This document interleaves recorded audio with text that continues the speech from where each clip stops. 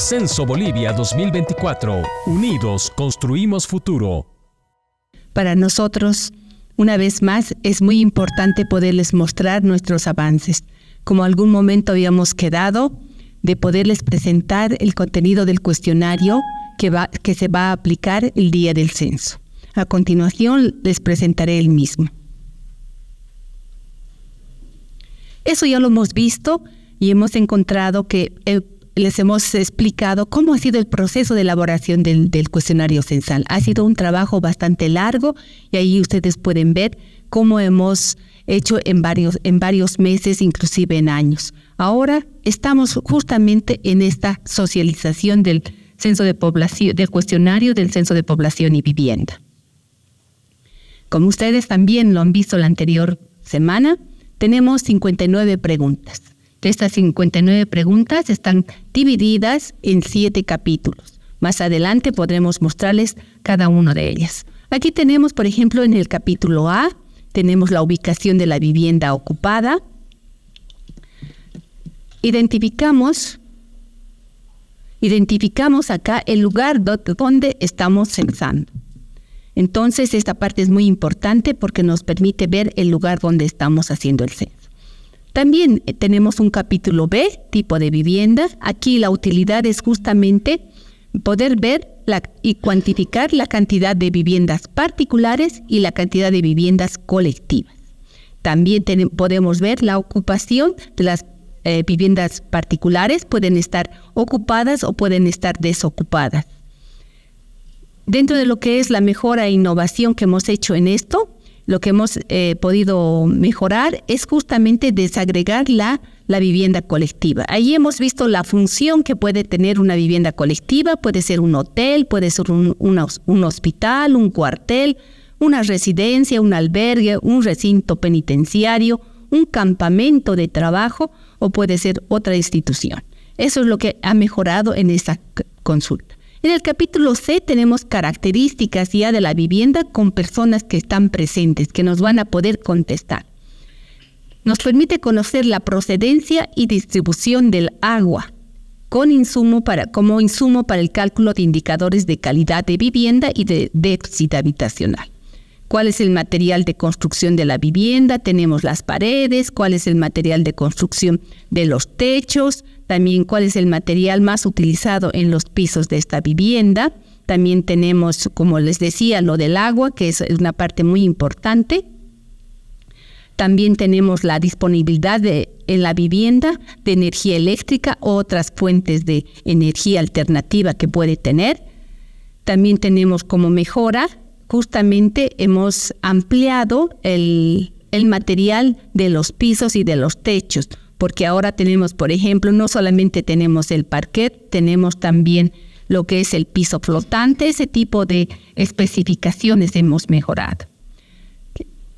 Seguimos en el capítulo C, tenemos características de la vivienda con personas presentes. Ahí vemos, por ejemplo, la utilidad que tenemos es la disponibilidad de combustible o energía para cocinar. También tenemos la disponibilidad final de la basura, qué tipo de desagüe tiene el baño o letrina. También tenemos el equipamiento y tecnologías de información y comunicación. Son varias preguntas que tenemos aquí que pueden mostrarnos las características de la vivienda. Lo que también hemos mejorado es, por ejemplo, en lo que está equipada la vivienda. Siempre hemos tenido, por ejemplo, si tiene bicicleta, si tiene vehículo, si tiene carreta o carretón, pero ahora ya tenemos, por ejemplo, estamos incluyendo el refrigerador, microondas, calefón, aire acondicionado, lavadora de ropa. Estamos poniendo artículos que ya en las encuestas nos han dicho que tienen los hogares y que necesitamos incluir en este censo.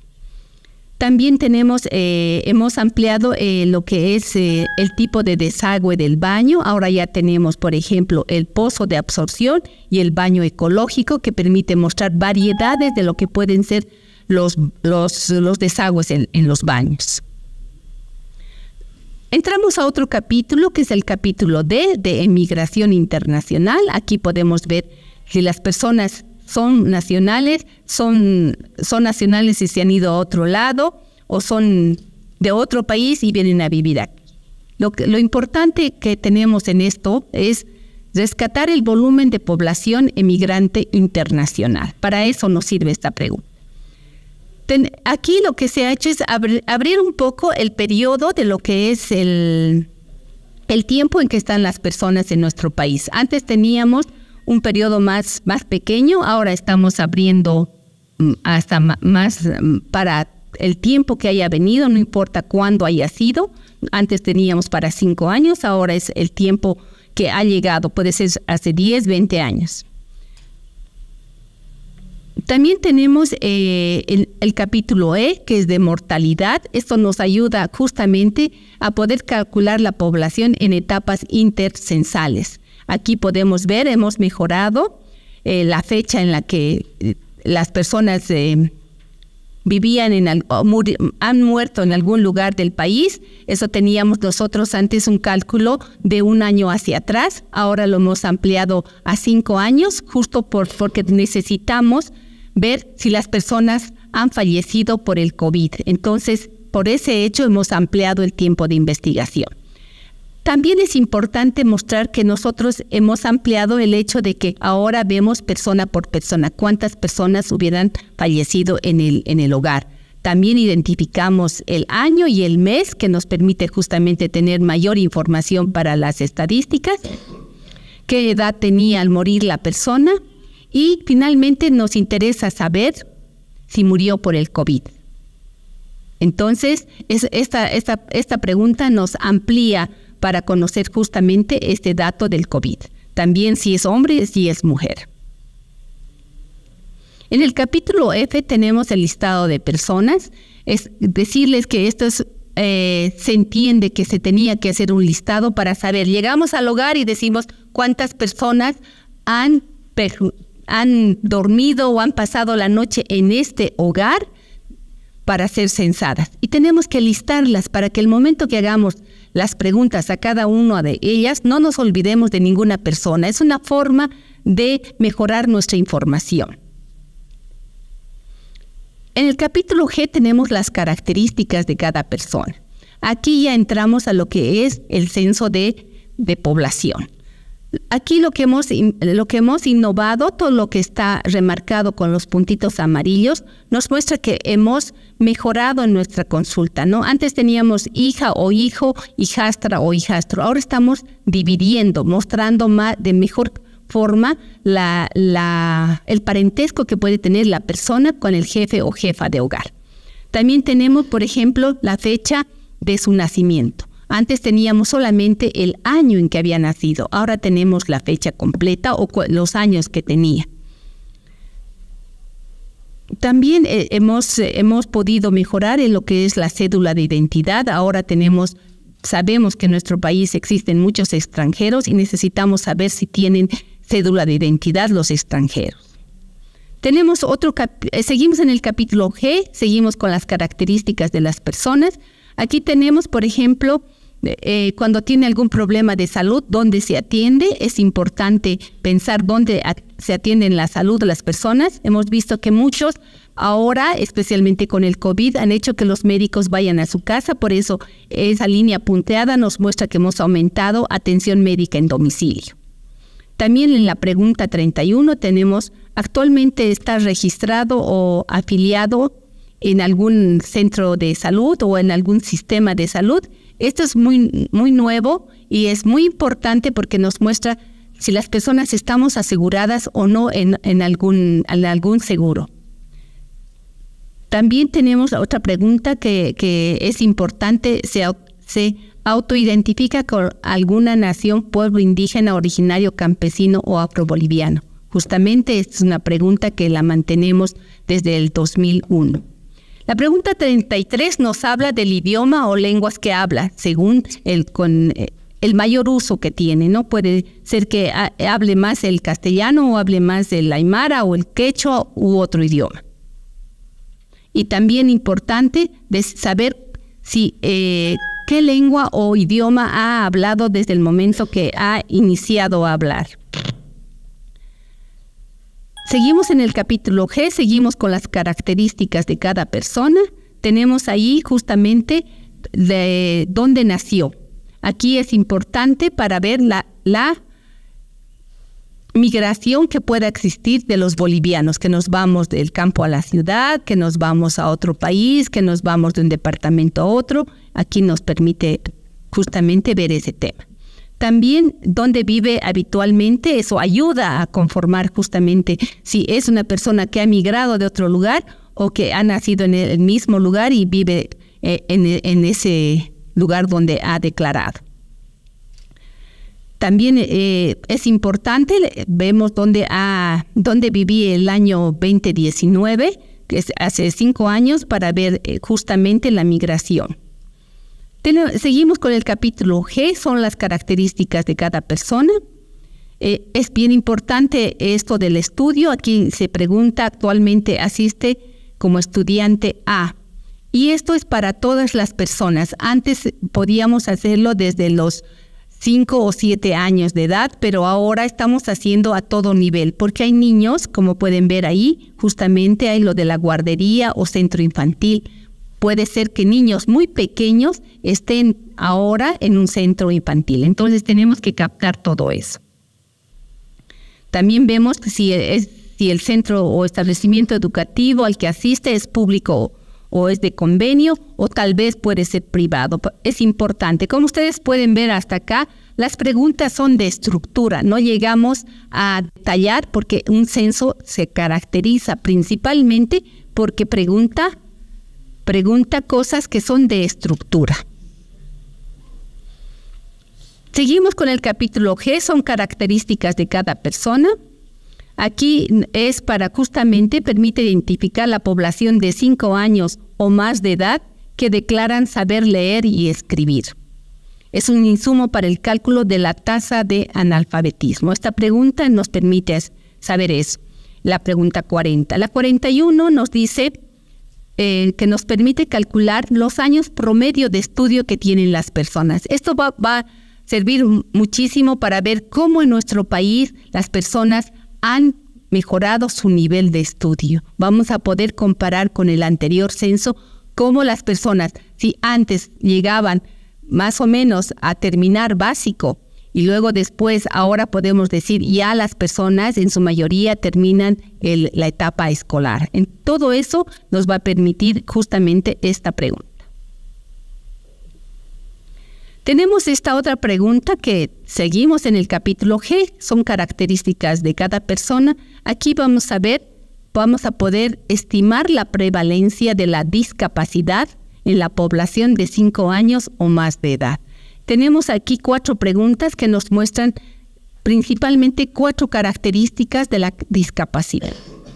¿Qué innovación tenemos en esta pregunta? Que es bien importante que la resaltemos, es que se ha mejorado y esta pregunta se basa en una metodología del grupo de Washington y que recomienda la CEPAL la forma de calcular justamente estos problemas de discapacidad.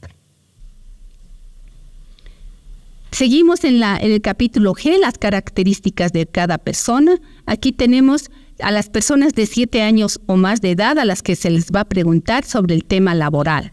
La semana pasada trabajó por un pago o ingreso. La semana pasada ayudó o trabajó en un negocio propio o familiar. La semana pasada atendió cultivos agrícolas o cría de animales. En ese tipo de trabajos nos desempeñamos los bolivianos. Los cultivos agrícolas o cría de animales son destinados la mayor parte a la venta o son destinados para el consumo propio. Entonces, estas preguntas son de ver la estructura de la población para ver las características laborales, para ver si las personas están ocupadas o desocupadas y cuál fuera la fuerza de trabajo que nosotros tenemos como país. Estas preguntas que ahora tenemos nos permiten mejorar la medición del trabajo en los censos. Seguimos en el capítulo G, las características de cada persona.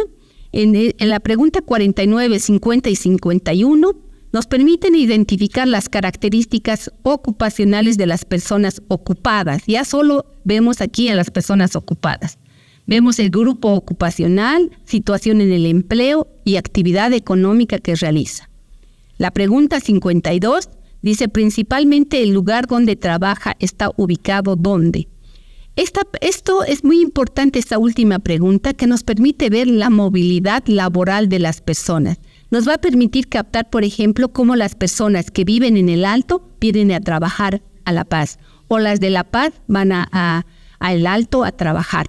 Igual en Santa Cruz, pueden estar en Cotoca, pueden vivir en Cotoca y se trasladan a trabajar en Santa Cruz. Esa movilidad laboral es muy importante porque para generar políticas públicas de apoyo precisamente al trabajador, que exista mejor transporte, que exista mejores carreteras para que se pueda desplazar. Entonces, son preguntas que las del censo que permiten generar políticas públicas, como ustedes saben, y entonces estas son unas de las muy buenas políticas que podrían realizarse. También tenemos en el capítulo G características de cada persona. Necesitamos saber cuál es su estado civil o conyugal. Ahí tenemos los diferentes estados. También tenemos preguntas solo para las mujeres mayores de 12 años o más, justamente para ver si tuvo hijos o no tuvo hijos, cuántos nacieron vivos. Y ahí tenemos para desagregar entre hombres y mujeres, para ver si todavía los hijos que tuvo todavía siguen vivos. También está la pregunta 55. La 56 nos permite conocer la edad que tuvo su primer hijo o hija nacido vivo. Esto es muy importante para saber a qué edad mínima los bolivianos han tenido o tienen sus hijos. Es bien importante para políticas de prevención, para políticas de salud, que es necesario poder identificar.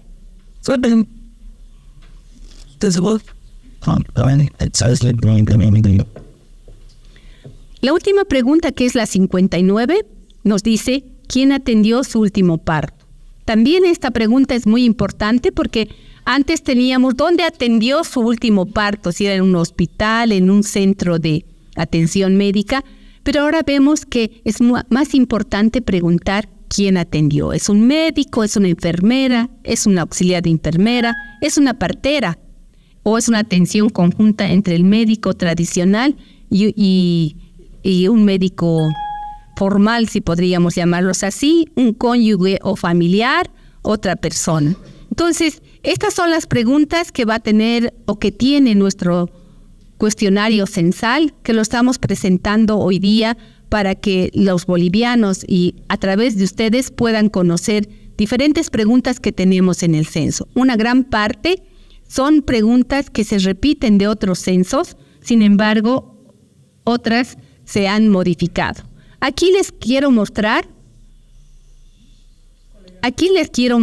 por favor, cómo ha ido cambiando la cantidad de preguntas en los cuestionarios censales desde 1900. Ustedes pueden ver, en 1900 teníamos 11 preguntas, en 1900 no teníamos preguntas de vivienda, solamente de población. En 1950 ya hemos incluido preguntas de vivienda, solamente 4, pero entró. Entonces teníamos 18, luego pasamos el 76 a 30, el 92 a 41 preguntas, el 2001 a 55, el 2012 a 49 y ahora el 24 estamos en el 59. Esas son las preguntas y eso es lo que teníamos preparado para mostrarles a todos ustedes. Espero que haya podido ser bastante informativo y les pedimos que lo puedan replicar para que la población pueda enterarse de que ya contamos con el cuestionario y este tiene 59 preguntas. Gracias, muy gentiles. Censo Bolivia 2024. Unidos construimos futuro.